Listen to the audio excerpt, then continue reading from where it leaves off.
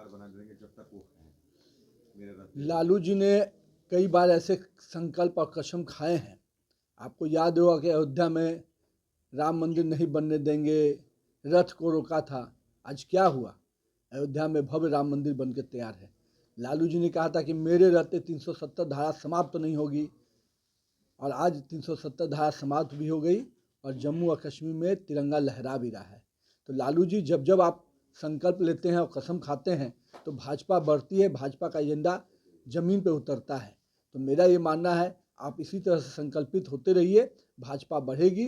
भाजपा पूर्ण रूपेण से पूरे देश में जिस प्रकार से हमारी सरकार चल रही है, बिहार में भी एनडीए गठबंधन के नेतृत्व में नीतीश कुमार के नेतृत्व में फिर से भाजपा की सरकार बनेगी। लेकिन लालू जी इस बार तेजस्वी यादव को मुख्यमंत्री बनाने के लिए काफी एक्टिव नजर आ रहे हैं। अरे भाई, तो उनका तो सबसे बड़ा विषय यही है। उनको बिहार की जनता से थोड़े मतलब है, परिवार से मतलब है। और पहले भी उन्होंने परिवार की ही चिंता की है। अब उनका एजेंडा बिहार के गरीब को, युवाओं को रोजगार देने का तो है नहीं, बिहार के छात्रों को रोजगार देने का है नहीं, शिक्षा देने का है नहीं। उनका एजेंडा है केवल अपने पुत्र को सत्ता पर पहुंचाने का। तो सत्ता पहुंचाने के लिए परिवार में तो उनको जो आपस की खींचतान चल रही है, उसको कहीं ना कहीं लालू जी उससे भी परेशान हैं।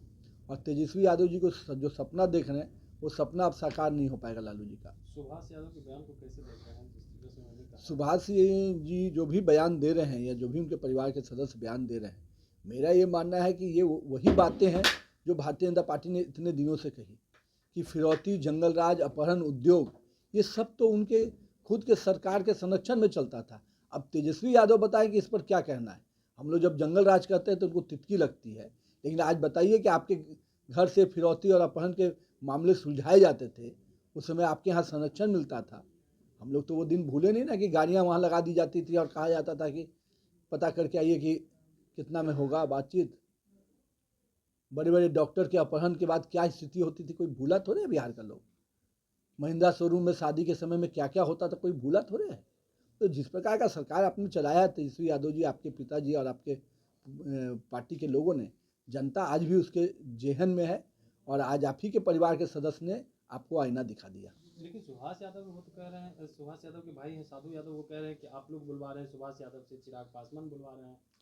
अब देखिए कौन किससे बुलवा रहा है, जो बातें जनता के बीच में है और आज तक हम लोग इसको कहते रहे हैं, आज उनके परिवार के सदस्य ने कहा है, तो अब उसको अब किस आईने से देखते हैं कि जनता के सामने ये विषय बहुत क्लियर है। एक सवाल और, कारण क्या है? लगता है कि आप लोग की एकजुटता, एनडीए की संयुक्त कार्यकर्ता सम्मेलन, वो अभी से चिंतित हो गए, प्रदेश नेतृत्व से लेकर प्रभारी तक की बदलने की बात चल रही है। अब कांग्रेस अपने नेतृत्व पे खुद ही विश्वास नहीं करती है।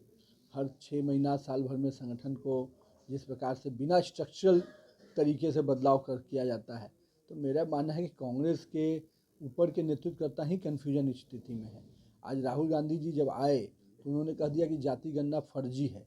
तो मेरा कहना है उन्होंने अपने उस समय के सभी तथाकथित नेता को फर्जी कह दिया, अपने पार्टी को भी, अपने संगठन गठबंधन के लोगों को भी। तो ये कांग्रेस के नेतृत्वकर्ता ही जब कन्फ्यूजन में है तो पार्टी कितनी स्पष्ट दिशा में बढ़ेगी आप समझ सकते हैं।